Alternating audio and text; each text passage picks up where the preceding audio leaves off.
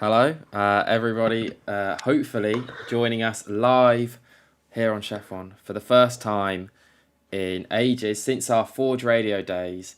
We've had a few tech issues, but hopefully, finally, we think we're live to discuss and review this weekend's US Grand Prix and everything that happened, including all the incidents with Norris, Piastri, can Verstappen now win the championship? We're going to talk about it all. Amy is joining me as usual. First of all, did you enjoy the weekend? How did you find it? What were your thoughts on it generally? I thought it was a pretty interesting weekend. I mean, thank God for the sprint. I think the race never lived up to what it could have been. Obviously, the sprint created a lot of talking points, which I'm sure we'll talk about in this video. But obviously, we've never actually had the McLarens in all this time of them fighting against each other. We've had them, DNF due to engine failure. We've had one crash into the back of another, but not taking the other one out in Canada with Norris. And then we had them bump into each other last weekend in Singapore. And I feel like all that is built up to the sprint here in Kota. And obviously, Oscar Piastri took out his teammate Lando Norris, causing both of them to get 0 points and Max Verstappen to gain 8. And I feel like sprints are constantly, they're a bit of a mixed bag of opinions. Some people love them, find them exciting, and I feel like Max hates them, but I'm sure he'll love them now because going into this weekend, he's going to be thinking, oh, I'm only going to be gaining 1 point of a win on Lando or Oscar. He's gone and gained 8, and then in the race, I mean, we'll talk about it more, but I think, hands up, Charles Leclerc, great move at the start into turn one and was able to lead Norris for majority of the race. And I think if it went for Leclerc, I think Lando and Max had equal machinery this weekend, and I think it would have been more of a fight for first rather than second. But overall, I thought it was great driving from Charles Leclerc this weekend, and maybe spoiled the race. But I think it brought excellent watching for neutrals. For me personally, as a Lando Norris and Charles Leclerc fan, it was a bit but ultimately I thought it was a decent race. But luckily the sprint brought up the whole weekend, in my opinion. Yeah, definitely. I think that also what I'd say brought up the weekend was the backstory and that, this developing Max Verstappen title charge. Obviously, it's already interesting before with, the Piastri and Norris inter-team McLaren battle for the championship, but now having Max Verstappen in there, even though this race was pretty reminiscent, and they mentioned it on commentary quite a lot of, 2023, where Max was just out front and there was no real challenge to him, and there was a lot of claims about F1 being boring at that time. This didn't feel boring, even though potentially I think just on paper the race somewhat was, because there's so much tension, there's so much on the line right now that any mistake, any incident, any battle for any sort of points between the championship contenders feels absolutely crucial. Even, Piastri getting past Russell on turn one, or, that obviously the fight for P2 between Leclerc and Norris, ordinarily speaking, a battle for P2, yes, it's interesting, but it's not a battle for the lead. And, it's not necessarily make or break, whereas here it felt make or break. It felt, Norris had to get that move done to just increase the pressure on Piastri and show Verstappen he's in there in the fight. So, yeah, it wasn't the greatest race I've ever watched, but I definitely think that everything seems to be building up to potentially something special. But yeah, we're going to go through all the talking points from both the sprint and the race. And then also have a look at our predictions that we made in our USGP predictions video, where I thought at the start of the weekend, I thought, oh my God, I'm an absolute genius with my sprint prediction. I was like, this is it. I've made a massive comeback here and finally become, I don't know, a predictions wizard guru or something like that. But anyway, we'll get onto that later. First of all, though, obviously we have to talk about that sprint and that turn one incident on lap one. Obviously, Norris, Piastri, Hulkenberg, and Alonso all involved in, as all the commentators kept calling it, a demolition derby in Austin. Amy, what were your thoughts on it? Obviously, the two McLaren title contenders taking each other out of the race for the first time, as you mentioned. I think it's the first time we've seen them properly take each other out. Obviously, we saw incidents in Canada where Norris was out the race, but this is the first time it feels like both of them, you know, DNF'd. And yeah, what were your thoughts on it? And do you think anyone was to blame for that incident?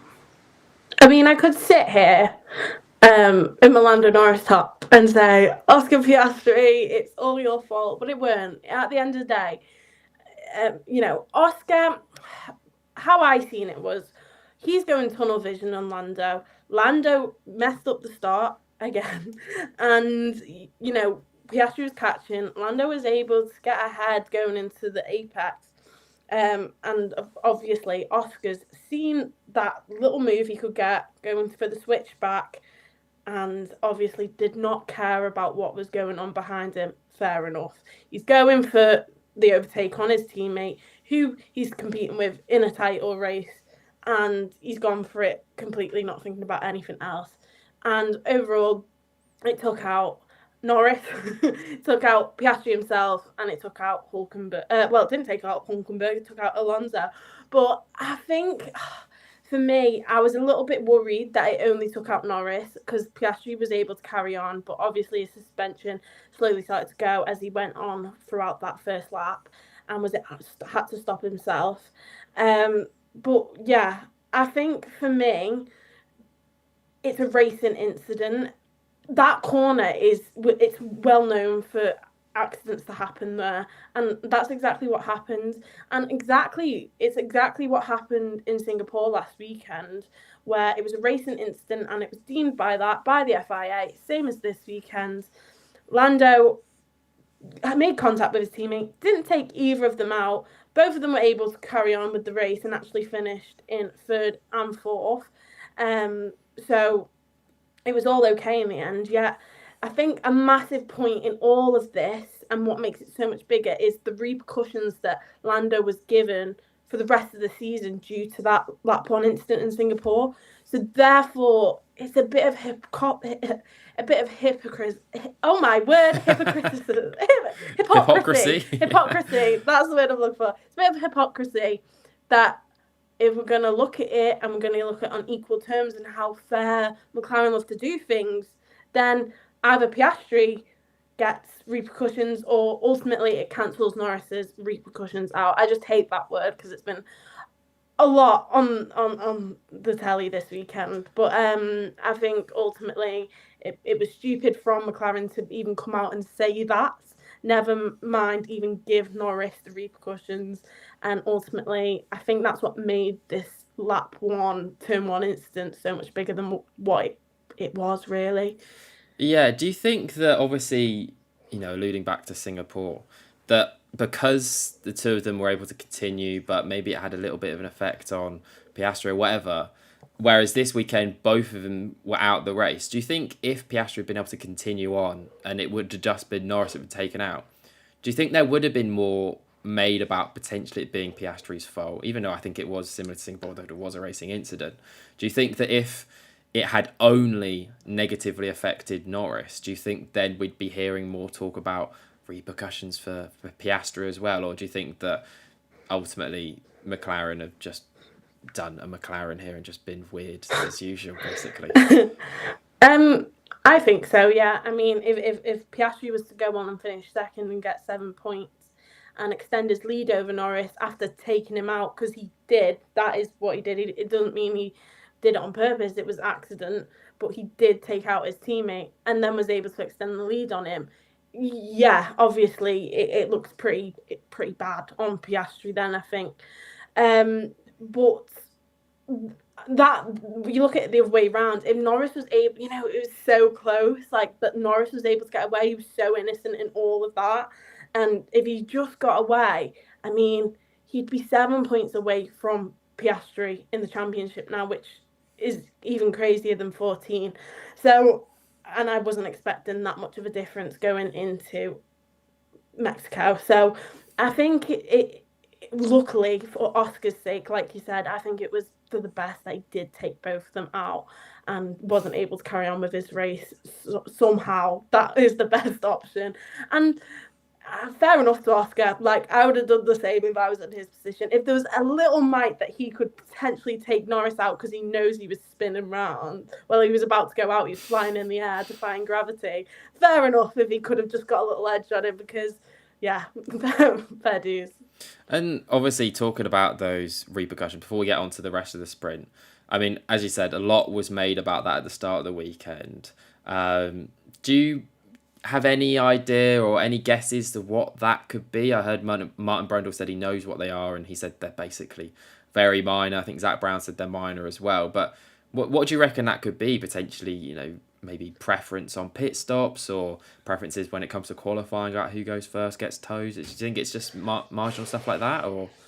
Yeah, I think it is something completely marginal, but we looked at it and Martin Brundle had said that the only places he think it will actually have an effect is somewhere like Las Vegas, and I think that is due to the toe, the effect of the toe, because I think, like you said, I think Oscar will be able to choose going out into his final run of Q3 whether he goes first or second, and I think that is what it is. And for the rest of the season, I think it's kind of crazy. However, what I will say is Lando qualified in P2. Obviously, Oscar qualified back in P6. Um, and obviously, Norris was able to get away still ahead of Piastri, even though he did fall behind Leclerc. Piastri was still behind him. Piastri got pit stop, his pit stop first. He got it before Lando. So then that kind of makes me think, does he have pit stop priority? Is that what it is? No matter whether he's in front or behind, because we know that's what the rule is whatever driver's fighting for the win or fighting ahead of the driver gets priority. Yet Oscar was the one who got priority. And I do think it was probably a bit of Lando saying, I don't want to be the first to test out the softs and I don't want to go into the softs as I don't want to have the soft tyre as long as what was left of the race. So I think I think ultimately what it is being able to choose who gets to go out first for their final run. And I don't think that will ultimately matter too much, but you've got so much track evolution on the track. And I do think if Norris was to go second in his run here in Kota, I don't think he would have got pole because of how far ahead Max was. But I think we would have seen that in the sprint qualifying. It was a bit closer, and I think we potentially, if Lando went for second in the runs, I do think he could have got sprint pole, but we'll never know. But that shows to me that in their final runs in the sprint quali, Norris went first in the final runs and qualifying, regular qualifying. Norris went first, so I do think it's that Oscar gets that priority of choosing there, but who knows? And so these repercussions, right? And I think you said this before as well. Why on earth have McLaren actually come out and said anything about this? Because it does seem to be it's always McLaren where these things happen. Like I don't know what it is about them, but something about their operations, it just feels like they're. And I know this is not. I don't want to be taken out of context. They feel like a small team going up against big boys, if that makes sense. Just from an operations standpoint, and obviously I know McLaren are a massive team. I'm not saying that they are not a big team. They are leading us. They've already won the constructors. They are a massive team, obviously, and of their history and whatever. But it just feels like coming from that era in the late 2010s where they were proper midfield, and there was reasons why drivers were leaving them, and it wasn't a happy place to be. And I feel like there's still somewhat of like remnants from that still, if that makes sense, that they just don't quite know how to handle being the best team in F1. Weirdly, I don't know what it is about them, but just coming out with talking about repercussions, there's no need to do that. No. And then to say that there are repercussions, but we can't tell you what they are. We didn't need to tell us that there were any repercussions in the first place. You're just making people guess. And I don't know whether it's now. I don't know if there's some part of it where weirdly they're looking so that Norris would be able to have an excuse if he doesn't win, or I don't know what it is, but it just feels like a weird situation that only McLaren ever seem to get themselves in. I I don't know what think your thoughts it's are on it. I think because when we've looked at how championships have been won in the past, in the recent past as well, is you've had Max Verstappen as the number one driver, clear and obvious. You've had Lewis Hamilton, obviously, other than when it was with Nico Rosberg, but being clearly the number one driver. I think it's just so different this year, and especially now Max is in the mix. But I think because they are not prioritising either or. And I don't think they should. I think it'd be ridiculous if they did. I mean, there's talk that, oh, Max is really coming into it. Do they give priority and support one driver over the other? Behave for starters. But I think it is just so, it feels so different as a championship as a whole because it's two drivers in a team, and we've not had that since 2015. So I think that's probably got a big deal to do with it because it's such a different championship than the most recent ones in the past. Do you think it was still sensible of them to come out and say it though? I mean, what do you Oh think no. about that? What about the About them repercussions? just them like telling the media there are repercussions, but oh, we can't tell you what they are. I Well, mean, one, I think the repercussions, to have the repercussions in the first place, is a joke. Who the hell yeah. puts repercussions on their own driver? Like, I don't get it. But two, yeah, that's like literally what I said before. Was I think why would you come out into the media to create a whole new narrative that your drivers are going to get constantly asked about in the media pen and in the press, and they're getting sick of it. But obviously the press want to know because we all want to know. But why would you come out in the first place and say it? I mean, obviously that would have been a media briefing before the weekend, before media day on the Thursday. Oh well, can we mention the repercussions? And they would have been like, yes, because they wouldn't have done it otherwise. As the drivers, you heard Lando Norris make a joke with Ted Kravitz about you get a one question only, and that was obviously in reference to George Russell. It weren't him trying to deflect the question. As such, I do think he was probably trying to deflect that question, but they knew they were always going to get it, and they clearly allowed for the drivers to say it. So they've brought it onto themselves again, and I just think it's a bit like, oh, McLaren, shut up. Yeah, no, I definitely agree. I think it's just a situation they just could have avoided. And I don't think anyone would have said, oh, why isn't Norris getting repercussions for, overtaking his teammate? Like, I don't know. It feels very strange to me. But anyway, we'll move on from that onto the rest of the sprint. Although there's not much to talk about from the rest of the sprint, to be honest. Obviously, Sainz finishing P3 in the sprint. I feel like that was something that's quite overlooked, to be honest. Yeah, It's completely. sort of a podium in a sense. Like, for someone outside of those big four teams that are finishing in the top three, I still think it's something that I don't think should be taken for granted. I think Carlos Sainz, even obviously the two championship contenders took themselves out, I still think that for him to finish P3 after getting a podium a couple of weeks back as well, I think for him his form seems to really be picking up, especially I would say compared to Albon. I mean, this is sort of talking about the weekend as a whole. And the past few weekends, Albon seems to be struggling a bit. And I know he's had such a great year, especially when you look at his P8 in the driver's standings and whatnot. Like, he has had a really good year, but it's something I sort of suspected would happen. Is it now sort of eventually getting to the point where Sainz is becoming that number one driver in the team? Do you think so, or do you think that it's still sort of 50-50, or Albon's still team leader?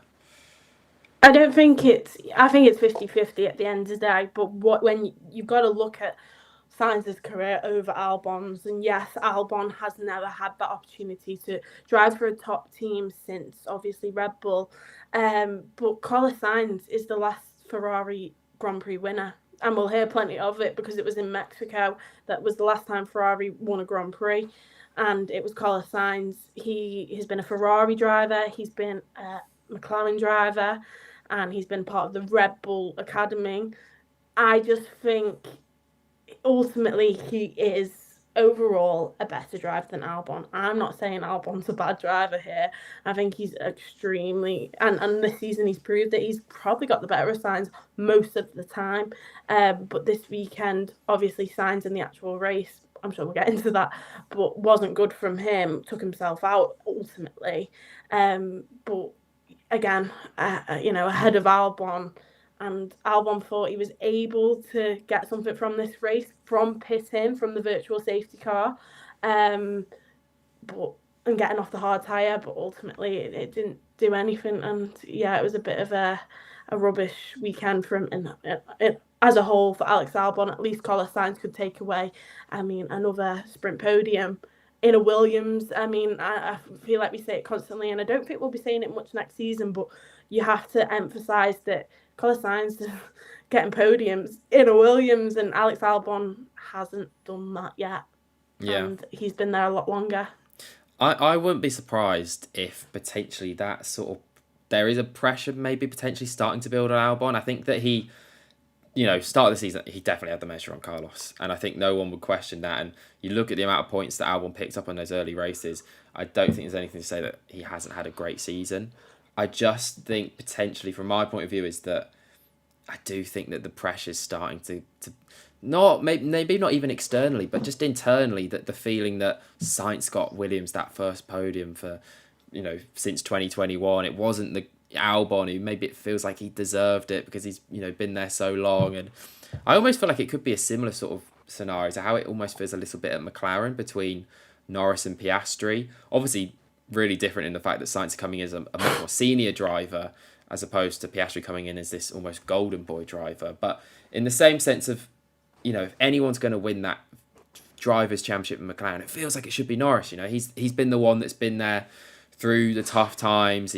He was almost their golden boy through the tough times, and yet it could be Piastri that's the one that wins it. And I don't know whether there's a similar feeling at Williams where Albon was there through the tough times. He trusted them, and he joined them in 2022, and they barely were picking up points, and yet Sainz come in. And he had he wasn't doing anything at the start of the season, but now he's got a podium. He's got another podium in the sprint, and whether it just feels a bit, I don't know whether there's that sort of pressure building on Albon because the last few weekends just hasn't really been anywhere. So I don't know whether that's something that will be coming into play, but I hope not because Albon's had he obviously still when he's at his best is still a brilliant driver and he proved that this season. But anyway. Unless you have anything more to say on the sprint, we'll move on to qualifying in the race. So, obviously, qualifying, Verstappen took pole by 3/10 over Norris, despite not setting that second lap because of a bit of a could have been a massive blunder by Red Bull there, not getting him out in time to go round and get that second lap in. But either way, still impressive from Norris as well to be in there when Piastri was not actually that far back. He was still only 2/10 off Norris, but that 2/10, I think because it's so close at the top of the field now, put him back to P6. Good qualifying from Leclerc, good qualifying from Russell and Hamilton as usual. I don't think there's too much more to say about qualifying, but on to the race on Sunday. And Max Verstappen, pole to flag victory. Absolute brilliance once again. I think vintage Max Verstappen. And I think that this is the point we have to talk about now. Is he seriously in contention for the championship? 40 points off Piastri, 26 points off Norris, I think. Is Verstappen actually in this fight, or is it still like, oh, well, he could do it. He's mathematically in it. Amy, what do you think? Is Verstappen in this fight? I mean, obviously, it's Max Verstappen, like full stop, Max Verstappen. And I think looking at the races we've got left, they're races where Max dominates. I think the McLarens will struggle at Las Vegas. I think the car will be rubbish there. So I think that could potentially be a Max win, maybe even a George Russell win. But I think they'll struggle, and I couldn't see them even on the podium in Las Vegas, is what I mean by that for the McLarens. And I think Brazil, that is Max Verstappen's race now. It used to be Senna's, it used to be Hamilton's, and now it's Verstappen's. I just think, when I think of Brazil, I think of Max Verstappen. I don't know if it's because I'm haunted from last year as a Lando fan. And obviously that was where he came back to obviously win the race from, I think, where was it, P17? Yeah, something ridiculous, wasn't it? In the wet. Yeah, in the wet. So obviously with Pierre Gasly up on the podium. But yeah, I think looking at the races ahead, yeah. But something I we're on obviously on Max Verstappen here, but something I don't want to look past is Norris is only 14 points to Oscar Piastri. He's not been this close since the beginning of the season, where Piastri just overtook him in the lead in the standings. So that's massive. I think the way Piastri's form is heading, I hope it's not consistent for him. I hope he's still fighting for this title. But the way it's going, it's not consistent at all. And Norris is clearly the much more informed driver. He only needs to outscore him. Like, I thought it would be slowly creeping up on him. It's not that anymore for Lando. And for Verstappen to Lando, well, it's a race win and 2 more points, really. And obviously Norris DNFing. I mean, I could see Piastri having a nightmare these last 5 races. I really can. And Norris, I can't see him winning. I just can't.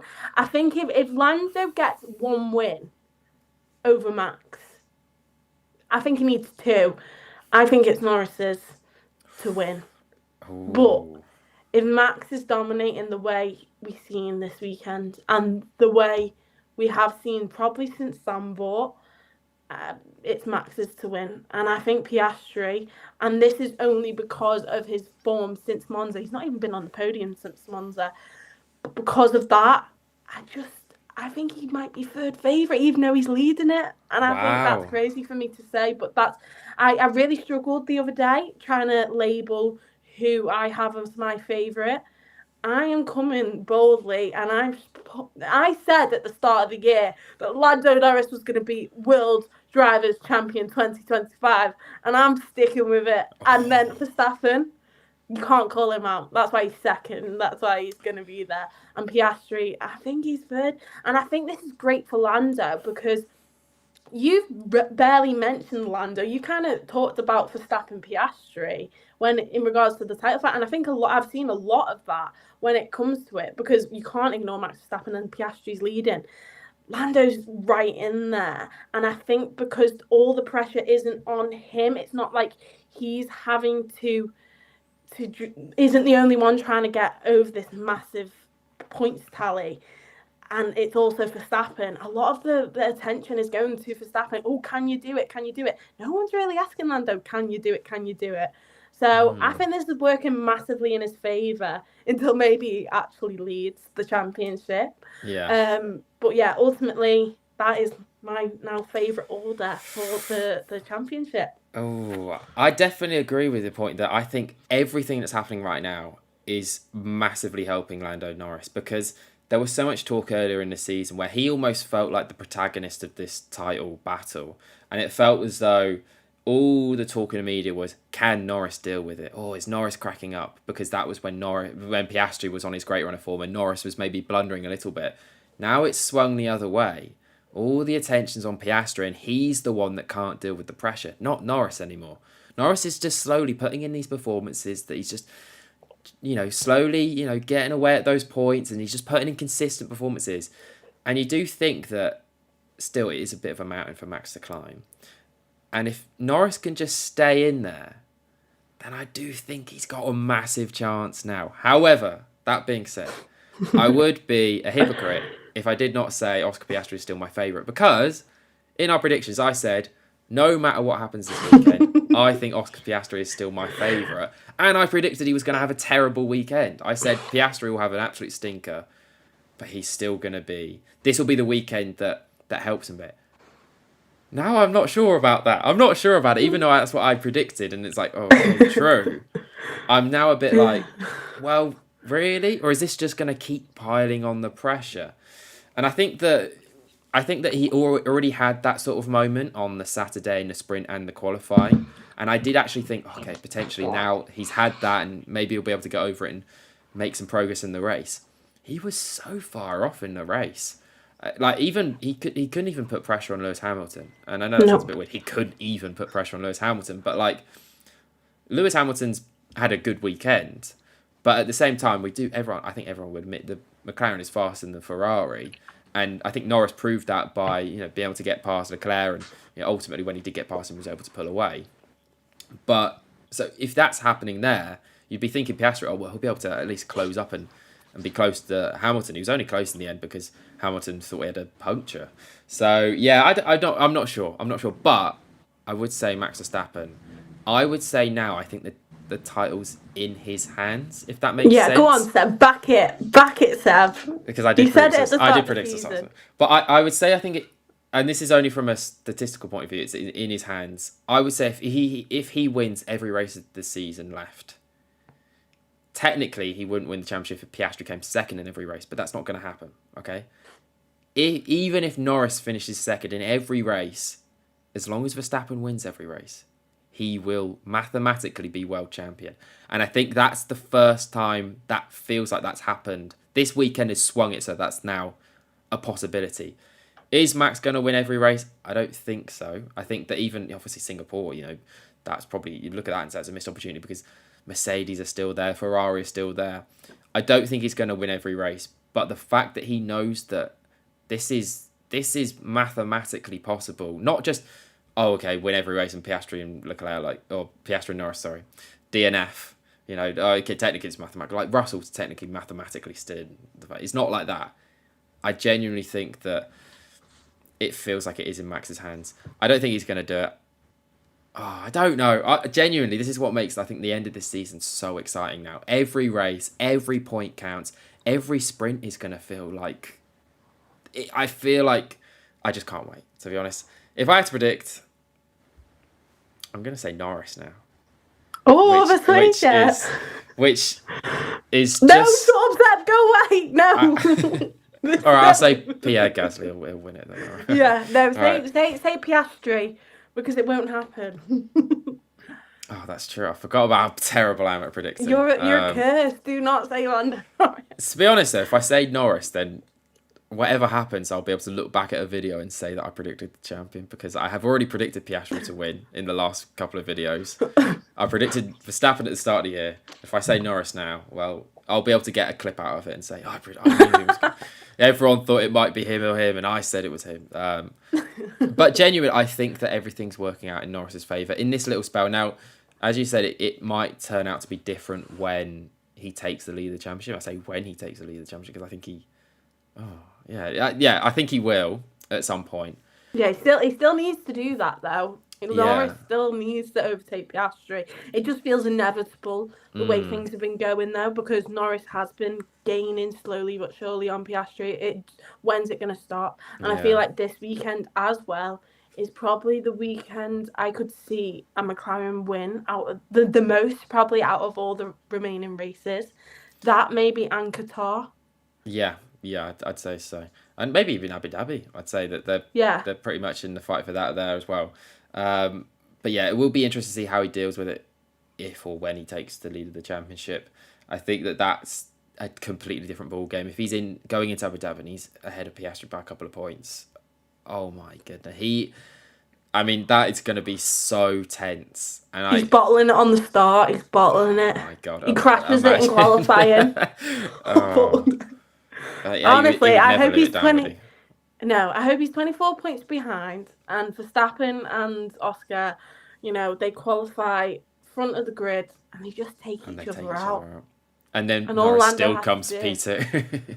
Yeah. Well, no, but maybe he just needs a couple of... Yeah, no, he'd need to win. Yeah, that's so true. That would be so funny if that happened and he didn't win the race.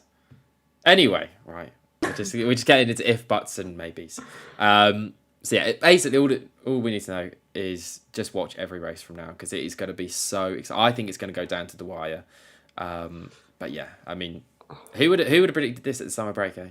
Who would have predicted this? Anyway, we'll talk about some of the other talking points from the race. Obviously, we maybe should talk about that Norris P2. Obviously, picking up, as you said, some crucial points on Piastri, getting it down to 14 points, which feels very, very small, especially with how Piastri's going at the moment. And it was all about his battle with Leclerc. That was the story of the race, pretty much, whether or not Norris could get past Leclerc. At the start of the race, obviously Leclerc managed to get past Norris, as you said. Norris starts coming back to haunt him once again. Then when we got to the pit stop window and Leclerc pitted after Norris got past him, you thought, okay, from then on, Norris will be fine here. They can work this out. Then a slow pit stop from McLaren, and Leclerc's out ahead of him. And then you thought, okay, well, Norris has got fresher tyres. He's on the soft tyre. I think he was on the soft tyre. And then, he'll be able to get past him. That'll be fine. And then, slowly, and a few laps in, I was thinking, Leclerc's got this sorted. Leclerc actually has this fine. When they were telling Norris on the team radio, cool down the car or whatever, and then come back at him later, I'm thinking, that ain't happening. That ain't happening. The tyre will be done at that point. But fair play to Norris is race management, which has been called into question quite a few times recently. I think he did really well, overcame it, and put in a great move on Leclerc to get that P2.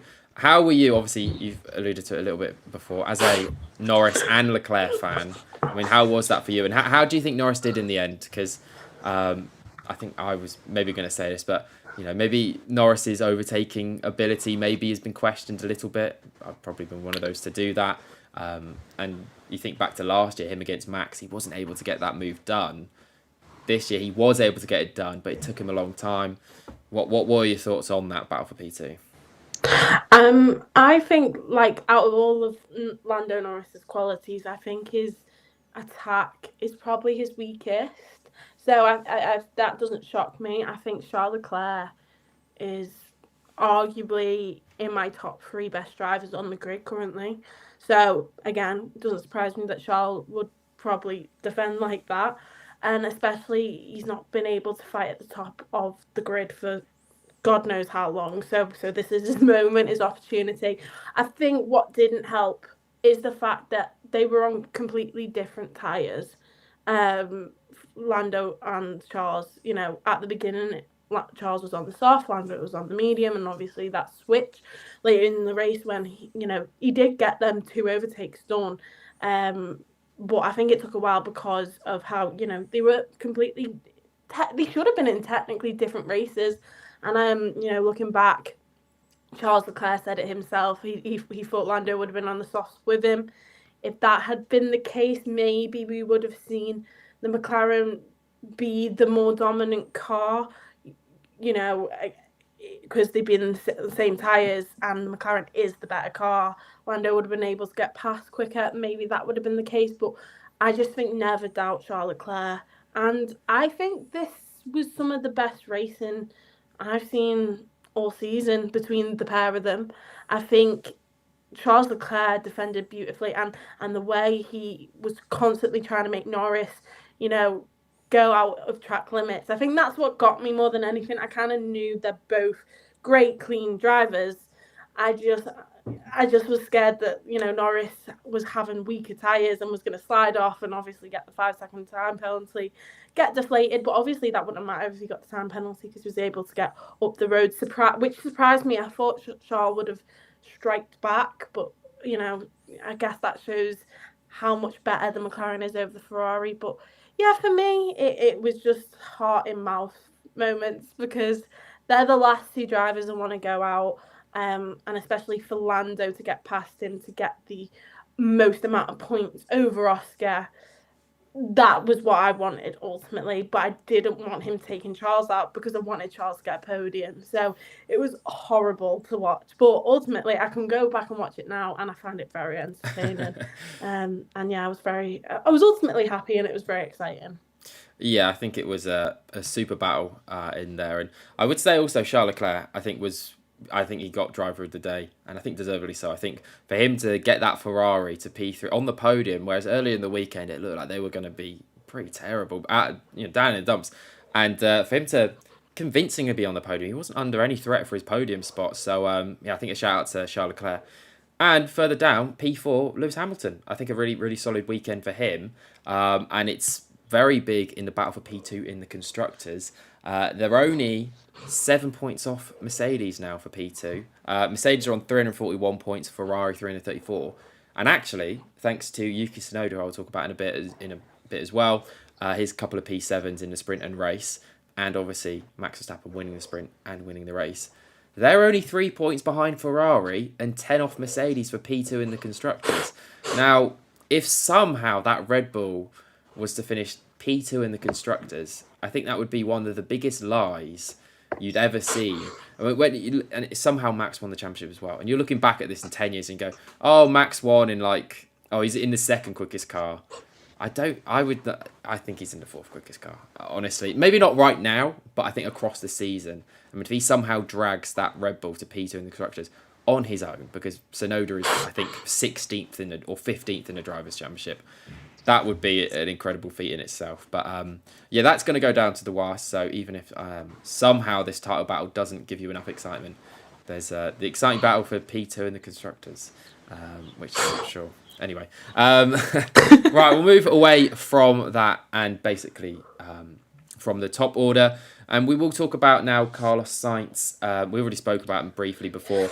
He is going to be receiving a 5 grid place penalty for the next Grand Prix in Mexico after his incident with Kimi Antonelli on turn 15 and lap 7. Both of them battling for, I think it was P8, I think it was, at the time. And then Sainz went for a move on Kimi Antonelli and spun round Antonelli and also took himself out of the race. Now, because he took himself out the race and Kimi was able to keep going, do you think that makes this penalty a little bit harsh? Or because it ruined Antonelli's race, do you think it's fair? What did you make of that incident? I think it was Sainz's fault, and ultimately it did ruin Antonelli's race. I think he would have definitely got a lot higher. I mean, I don't think the Mercedes was anything special this weekend, but he would have got points, and Sainz stopped that from happening. So I think ultimately it's fair. And anytime Kimi gets hurt, I feel a bit protective. So I think, yeah, bad signs. You certainly won't be looking for a win probably this time in Mexico. No, I won't be predicting him for the win.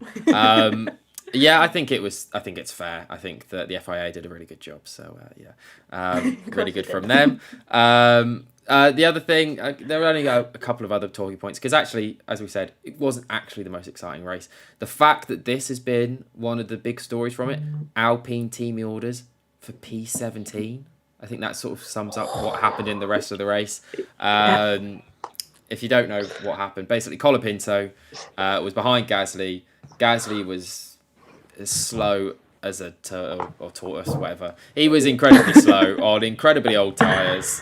On the softs, he pitted very early onto the softs for some reason. To protect an undercut or something. That's what Alpine said. Bortoleto was close behind the pair of them. They told Colapinto to hold positions because they were managing or whatever. Colapinto was like, screw that. I'm going to get overtaken basically if I'm behind Gasly. He overtook Gasly. Bit risky, potentially, but realistically, I'd back Colapinto in this situation. I think if you're quicker than the guy ahead of you, just overtake him, and that's it. And it's for P17. Who cares? I like Alpine trying to make news or excitement about themselves by making this a big thing and releasing a whole statement for team orders about this, because if you look at the severity of the situation, this is that deep. I just don't understand what their aim is behind this. I mean, at the end of the day, Colapinto is fighting for his career here. I mean, it's literally for 17th. It made no difference to the any result whatsoever. It went for a point. Bamboozled, to be honest.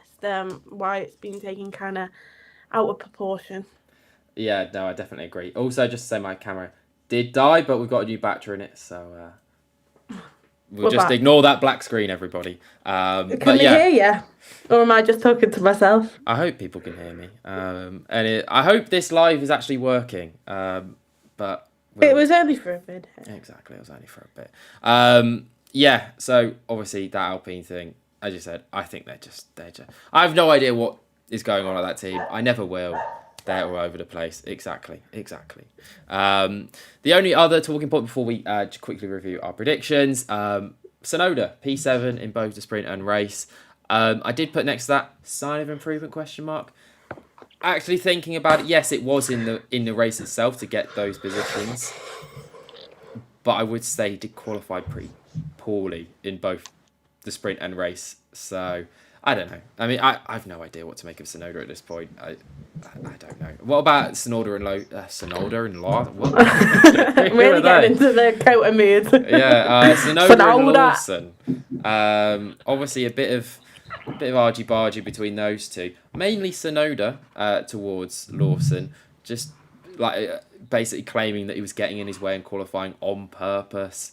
Um, any thoughts on that, or is it just F1 drivers just bickering?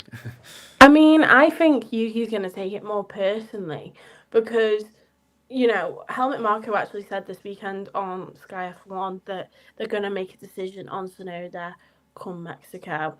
Now, I don't believe he'll be in that Red Bull seat for next season, but in his mind, like, he's still fighting for his career, and I'm sure he'll want to be in would he? But I'm sure he would want to be in Red Bull racing rather than Red Bull Juniors, like RB VCarb, because it is the step up, and ultimately he's going to be given a car where he can ultimately go and potentially win races.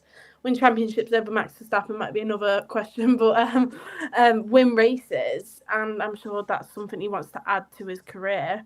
Where Liam Lawson, there's no chance for him, like going back there, it's just not going to happen. But for Liam, he's fighting for his life, fighting for his career in VCarb. And I think Yuki still probably believes there's a chance for him in the Red Bull. And it probably looks more embarrassing for Tsunoda if he's, fallen behind a VCarb, definitely the less superior car. So ultimately, I get where Tsunoda's coming from, but chill out, maybe.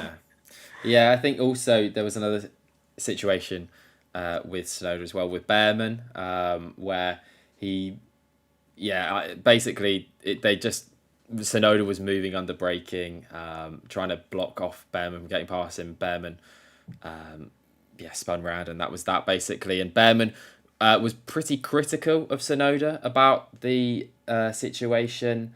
Sort of basically saying that Sonoda's trying a bit too hard and just nothing's working for him. So I'm not sure why he needed to go down that avenue. Just maybe talk about the incident itself a bit. I'm not too big of a fan of those comments from Behrman, but either way, just a bit of a nothing issue. I mean, I do think that incident was a bit. I thought Tsunoda was at fault. I've not exactly reviewed it since the race, but during the race, as it went on and it replayed, I did think Yuki moved completely, clearly under braking in my opinion. So I do understand why Behrman went off, and I can understand why the FIA made their judgment because Behrman went off himself, but it was due to, I guess, the change of direction from Yuki's car. At the time, I did believe that I think Yuki was at fault, but nothing was brought to the FIA, nothing was under investigation or noted, so ultimately it clearly didn't matter. And I agree with you that I think he doesn't need to say that, does he, Behrman? Yeah, it's a strange one. I do think that maybe, I think it probably should have been looked at a bit more than it was. But at the same time, I was kind of okay with there nothing coming from it. Yes, it didn't help Behrman, but I mean, it could have also been avoided from his part, I think, as well. So just stuff happening lower down the grid. Let's be honest. Anyway, let's move on to the final part of this stream. We're going to be looking at our predictions that we made, and we start off with the sprint. And as I mentioned before, I thought that I was an absolute genius at the start of this weekend because I did predict Verstappen sprint pole, Verstappen sprint win. Whereas Amy, you went for Piastri for both. I mean, it just didn't happen. So there we go. No.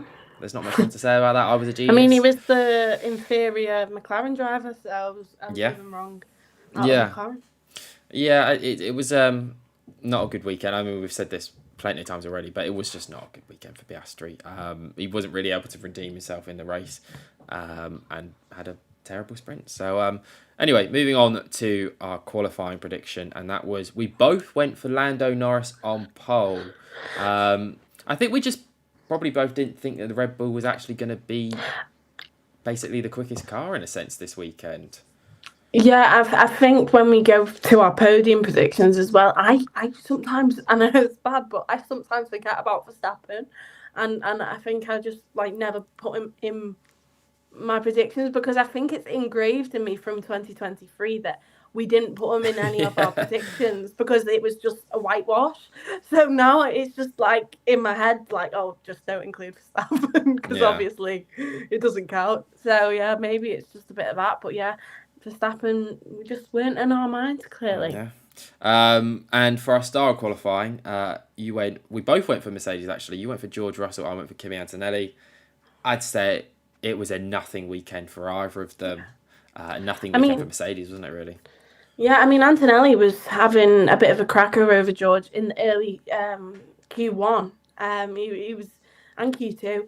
He was doing all right ahead of George, and I thought, oh my God, Seb's already got the sprint pole and win over me, and now he's gonna have Star of Quali. But yeah, a bit of a nothing in the end for either of them. Yeah. Still, I think promising signs for Kimi to just be as close as he is to Russell at the moment. I think he had a bit of a mid-season blip that we talked about quite a lot on here. That is the pressure getting to Kimi, and I think I was quite a big, maybe advocate to saying, yeah, I don't think he's just not having a good spell. I think he's done impressive to bounce back from that and just almost go under the radar, but be comfortable where he is. There's not pressure on him at the moment. Obviously, confirmed for next year, both him and Russell. So, I think that, even though his race was ruined with that incident with Sainz, I still think a fairly decent weekend for Antonelli performance wise. For our flopper qualifying, I couldn't have been any more wrong. I went for Charles Leclerc. I think he had I mean, early on, I did think that Lewis Hamilton was going to have the edge on him this weekend. I thought that he looked, obviously, out qualified him, I think, in the sprint qualifying he did. Finished ahead of him in the sprint. And I thought that was definitely going to be the case in qualifying. I think Q1, Q2, Hamilton seemed to be pretty quick. But just when it came down to that crunch lap, Charles Leclerc put in an absolute stormer, as we know he can. But Amy, you went for Oscar Piastri. And even though he's only 2 tenths off Norris at this stage of the season, that is a bit of a flop, isn't it? Yeah, I mean, my prediction was Lando was going to get pole, and I actually said Piastri was going to get fifth, and I felt that there was going to be quite a few drivers in between them. Ultimately, it was that same margin, just Yeah. P2 and P6. So, yeah, I think I was pretty bang on there. Yeah, that was a very spooky prediction. Our podiums were not spooky. They were absolutely pretty terrible. Let's be honest. Apart from Amy, you did predict Charles Leclerc P3 I correctly. know. I mean, not only was I was trying to push, obviously, I wanted Lando to finish second due to the points haul that he would have got, but also I knew I had Charles in third. So I was like, come on, just let him pass Charles. But yeah, it's worked out in my favour eventually after like 50 laps. And as you mentioned before, there's no Verstappen anywhere on your podium. You went for Piastri P2 and Norris P1. I mean, just we've already said it many times. Piastri had an absolute stinker, so he wasn't there. There was times in the race where I was like, my podium could be bang on here. Well, maybe, but I thought that actual three of them could have been. I mean, a lot would have had to happen. I went for Hamilton P3, and he was, P4. He was close enough to a podium. Verstappen P2 and Norris P1. I actually was quite far off getting this right, or like positional, but I did get to the podium sitters. I mean, it's not that hard. I went for and Norris and Verstappen, but I think it could have finished 1-2 that way if, I mean, Norris cleared Leclerc quicker. Yeah. I think that could have certainly been a potential option, but yeah, clearly not. Yeah, our driver of the days are quite interesting. Right. Yeah, Amy, you went for Franco Colapinto, and I think, because of that brilliant move on the dying laps to get past his teammate. I mean, he's definitely up there. I went for Lewis Hamilton. I mean, he didn't finish ahead of his teammate, so I don't think you can ever really say you're properly driver of the day. It was a good weekend for him, and I think he looked comfortable in that Ferrari, but you're just bitter that Colapinto didn't get past Gasly. I mean, got past Gasly.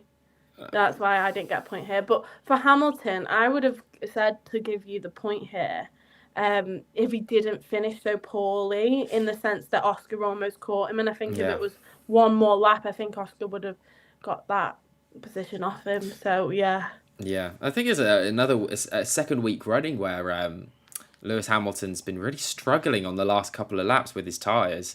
And Mm-hmm. this one he claimed to have a puncture. Obviously, the week before, I think it was brakes had gone in Singapore, and he was obviously nearly caught by Alonso, and then ultimately got a 5-second penalty for track limits anyway. But weird that that's happened twice. I don't think there's anything in that, but still, just a strange thing to reoccur. Our flops, I got a point because I said Pierre Gasly, and that was one of those where I said it because I was hoping that if I say it, it'll be wrong.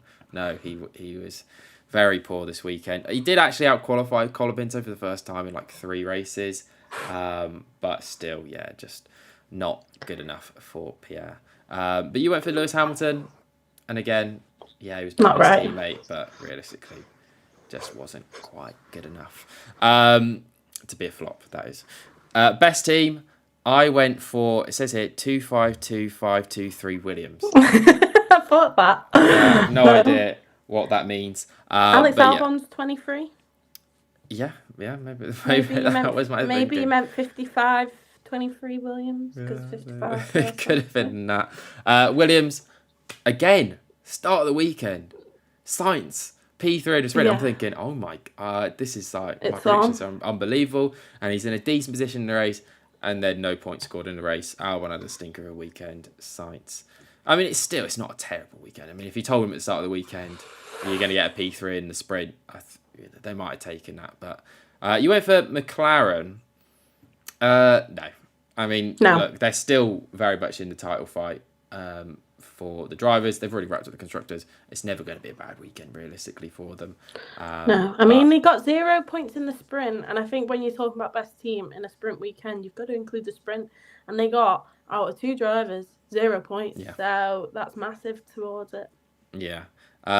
So, again, a couple of terrible predictions from us once again. Our short predictions, though, I mean, they weren't right, but, I could see where we were coming. I mean, I think you get the point there, personally, because you did DNF. You never specified what race it was. I think I did. I think I specified. I think I remember saying, I'm not going to say the sprint. And then it happened, and I was like, I know. Either way, I went for a Piastri DNF, which, he didn't DNF in the race. I don't think he was ever going to after that sprint one, because I think he was always going to play it very safe. He'd already lost quite a lot of points on Max. Mm-hmm. And I think he's always then going to be pretty conservative, especially into turn 1, where that was really going to be the only place where if there was going to be involved in a crash, that's where it was going to happen. But you went for Russell Verstappen contact, which, I mean, if you were looking at the sprint, there were basically the only 2 out of those top 5 or 6 that did make contact with each other. So, but I somehow managed to predict the complete opposite of what happened in the sprint. And then in the race, they just weren't anywhere near each other, unfortunately, for that to happen. But, I mean, overall, not a great predictions week for us. But for me, if we were still in our competition, I would have been very happy with this, I'd say. Yeah, I mean, you beat me 3-2, technically, this week. Exactly. That for me, I think might be one of the first times I've ever beaten you when it comes to predictions. But that is everything I think there is to talk about from this weekend. Next up is, of course, Mexico. We'll be back for a video on that. And I think we might have a couple of other videos coming out this week, potentially some interesting stuff. So hopefully you've enjoyed this first ever live stream on the ShefF1 channel. Hopefully it worked, is the main thing. And if it did, well, then you might be seeing some more live streams, potentially like with ever breaking news or anything like this, or if you like the format of this being like our race review, let us know. But thank you, Amy, for joining me as usual. Thanks for having me. No worries, as the host. But we'll see you soon, and I'll try and figure out how to end the stream. So I'm gonna press end now. So if it ends now, hopefully we're not goodbye. on it still. All right, bye. Just gonna slag everyone off.